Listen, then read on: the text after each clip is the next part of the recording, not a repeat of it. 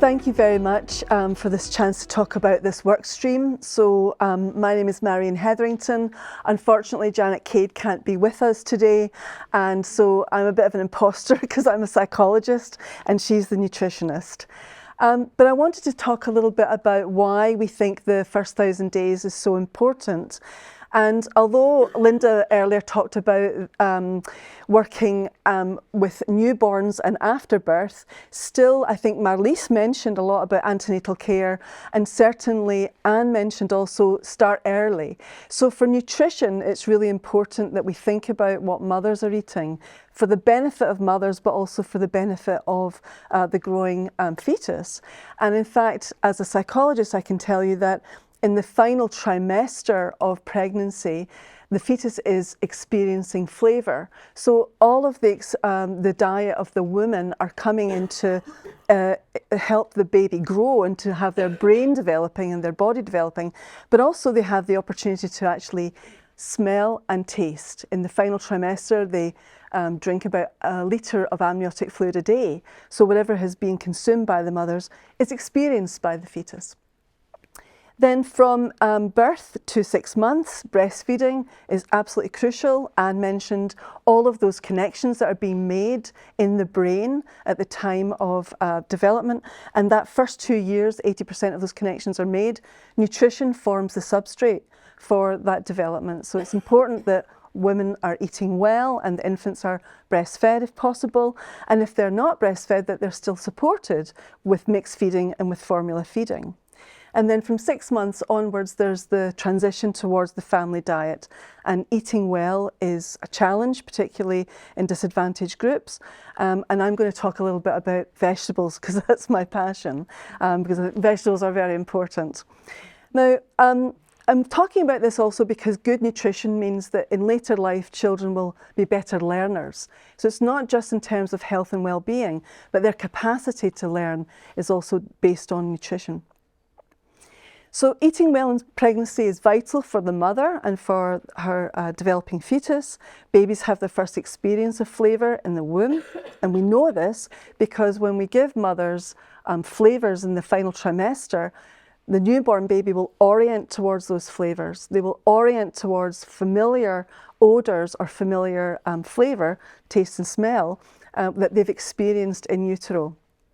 And the mother's diet during pregnancy influences her health, her well-being, as well as her future infants' food preferences. How do we know that children like certain types of foods? Well, we film them when they're newborn. And if you film a newborn baby and give them access to something like distilled water, they have a neutral face.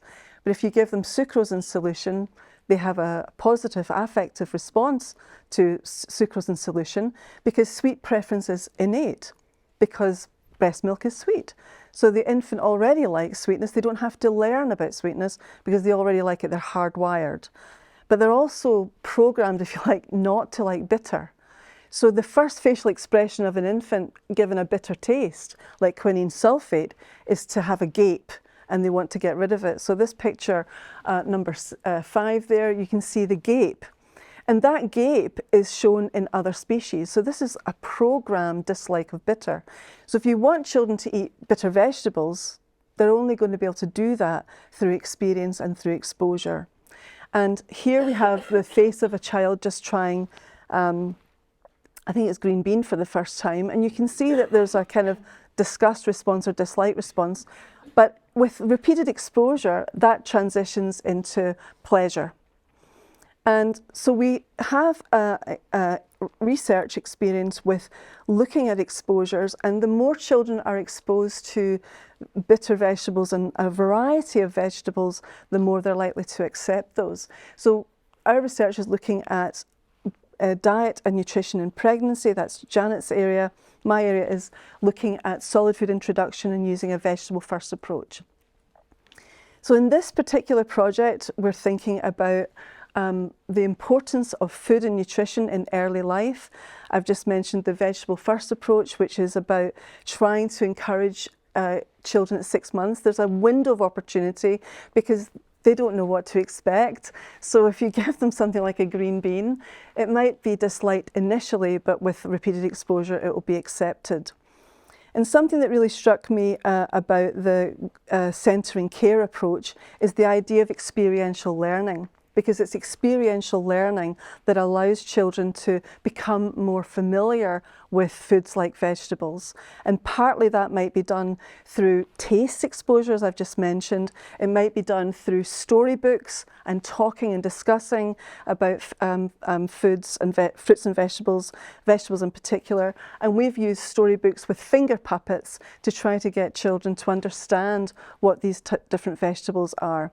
So experiential learning encourages acceptance of vegetables as infants then proceed to family foods. So in this project, we're interested in the final trimester, looking at the importance of diet in those final months of pregnancy. Then from birth, the importance of breast milk, which is very flavourful, has lots of components of the maternal diet being transmitted to the baby. And for formula-fed babies or mixed-fed babies, giving them sufficient support for responsive feeding, because we can responsively feed both a breastfed baby and a formula-fed baby.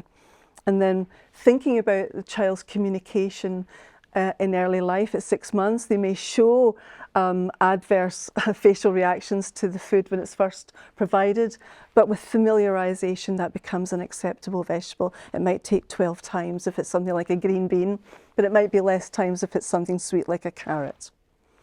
So as I mentioned, we've used storybooks, we've used experiential learning, and for something like the centering care, we're thinking about experiential learning with the mothers. So that would be cooking and touching and tasting and feeling vegetables. We do play with our vegetables a lot because play is very healthy and very important, and it's a good way to get children involved in liking their veg.